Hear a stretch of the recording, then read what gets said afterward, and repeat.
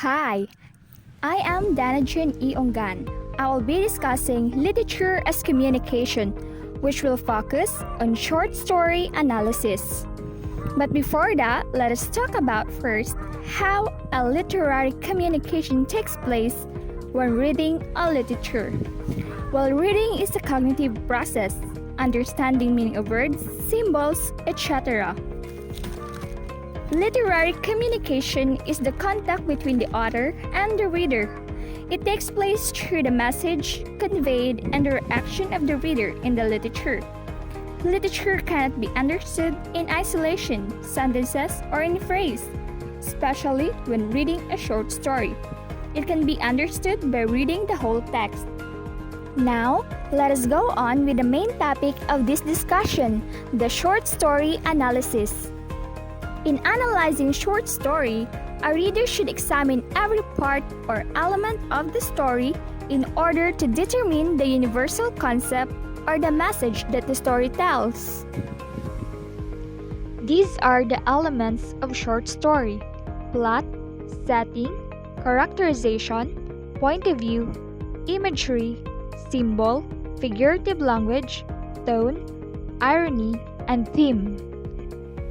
Let's start with plot, the series or related events that make up a story. Plot tells what happens in a short story. Most plots are built on these bare bones: introduction, complications, climax, and resolution. An introduction tells who the characters are and what their conflict or problem is. Complications arise as the characters take steps to resolve the conflict. When the outcome of the conflict is decided one way or another, the plot reaches a climax, the most exciting moment in the story. The final part of the story is the resolution, when the characters' problems are solved and the story ends. Conflict of a story is a struggle or clash between opposing characters or opposing forces.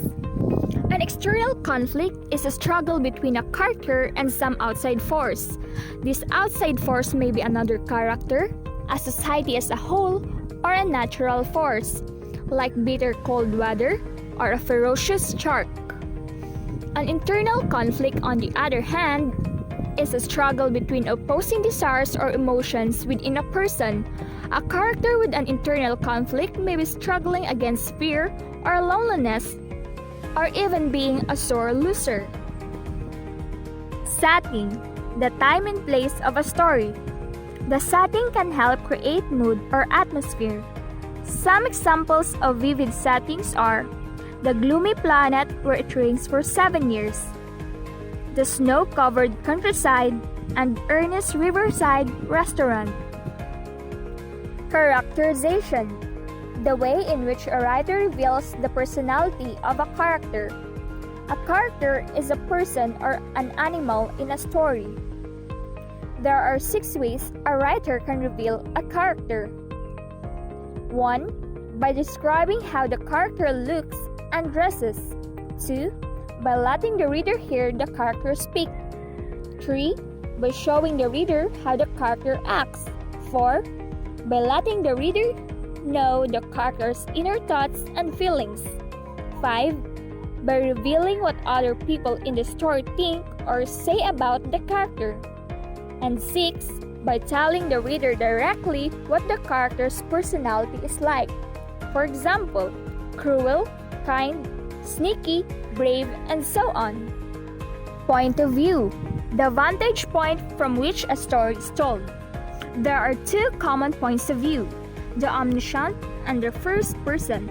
In the omniscient or all-knowing point of view, the narrator knows everything about the characters and their problems.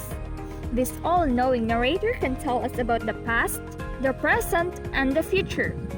For example, once upon a time, in a small village, there were 3 houses built by 3 brother pigs. One house was made of straw, one was made of twigs, and one was made of brick.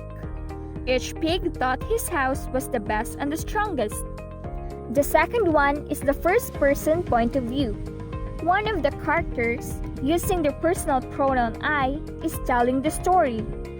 The reader becomes familiar with this narrator, but can know only what he or she knows and can observe only what this character observes. All information about the story must come from this one narrator. For example, as soon as I found out some new pigs had moved into the neighborhood, I started to practice my house destroying techniques. I like to blow down houses and eat whoever is inside. The little pigs have built their houses of different materials, but I know I can blow them down in no time. Imagery, language that appeals to the senses: sight, hearing, touch, taste, and smell. Most images are visual, that is, they create pictures in the mind by appealing to the sense of sight. Images can also appeal to the senses of hearing, touch, taste, and smell. They can appeal to several senses at once. For example, the storm is fury and terror.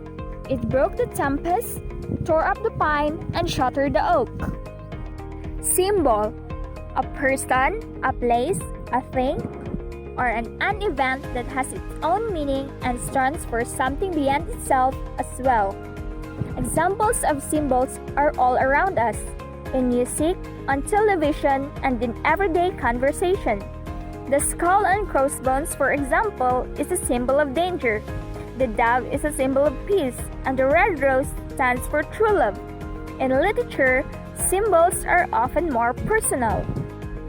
Figurative language, a word or phrase that describes one thing in terms of something else and is not literally true. Figures of speech always involve some sort of imaginative comparison between seemingly unlike things. The most common forms are simile, my heart is like a singing bird; metaphor, the road was a ribbon of moonlight; and personification, the leaves were whispering to the moon. Tone, the attitude a writer takes toward an audience, a subject, or a character. Tone is conveyed through the writer's choice of words and details. The tone can be light and humorous, serious and sad, friendly or hostile toward a character, and so forth. Irony, a contrast between what is expected and what really happens. Irony can create powerful effects from humor to horror.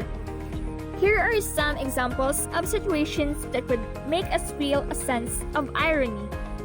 A shoemaker wears shoes with holes in them. A children of famous dancer trip over their own feet. It rains on the day a group of weather forecasters have scheduled a picnic. Someone living in the desert keeps a boat in her yard.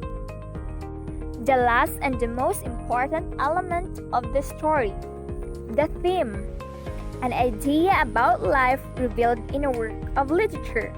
A theme is not the same as a subject. A subject can usually be expressed in one word or two, just like love, childhood, and death. A theme is the idea the writer wishes to reveal about that subject. A theme has to be expressed in a full sentence. A work can have more than one theme. A theme is usually not stated directly in the work. Instead, the reader has to think about all the elements of the work and make an inference or an educated guess about what they all mean. Example of theme is people are often afraid to speak the truth for fear that others will think them stupid. And that ends the discussion. Thank you for watching and listening. Keep safe and God bless us all.